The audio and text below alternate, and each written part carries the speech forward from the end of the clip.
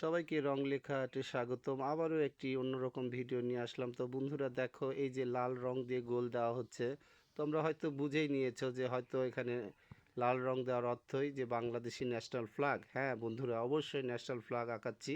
তোমরা এইভাবেই দেখো এবং রং লেখা আর্টের পাশে থাকো। আমি বাংলাদেশি ন্যাশনাল ফ্ল্যাগ, জাতীয় পতাকা আঁকাচ্ছি চামচের ভিতরে।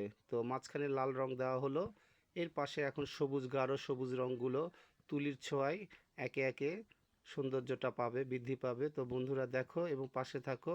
আবারও বলছি, সবসময় রং লেখা আর্ট নিত্য নতুন ড্রয়িং নিয়ে তোমাদের পাশে আসে এবং তোমাদেরকে এগুলো উপহার দেয়। তো তোমরা সেগুলো দেখবে, লাইক কমেন্ট শেয়ার করবে। আজকে আমি এখানেই রাখছি। সবাই ভালো থাকো। সবাইকে অনেক অনেক শুভেচ্ছা রং লেখা আর্টের পক্ষ থেকে। আসসালামু আলাইকুম। সবাইকে রং লেখা আর্টে স্বাগতম। আবারও একটি অন্যরকম ভিডিও নিয়ে আসলাম। তো বন্ধুরা দেখো, এই যে লাল রং দিয়ে গোল দেওয়া হচ্ছে, তোমরা হয়তো বুঝেই নিয়েছো যে হয়তো এখানে লাল রং দেওয়ার অর্থই যে বাংলাদেশি ন্যাশনাল ফ্ল্যাগ। হ্যাঁ বন্ধুরা, অবশ্যই ন্যাশনাল ফ্ল্যাগ আঁকাচ্ছি।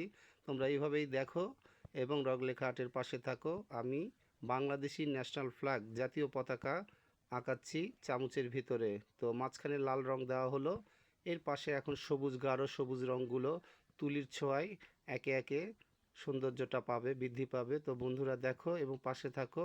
আবারও বলছি, সবসময় রং লেখা আর্ট নিত্য নতুন ড্রয়িং নিয়ে তোমাদের পাশে আসে এবং তোমাদেরকে এগুলো উপহার দেয়।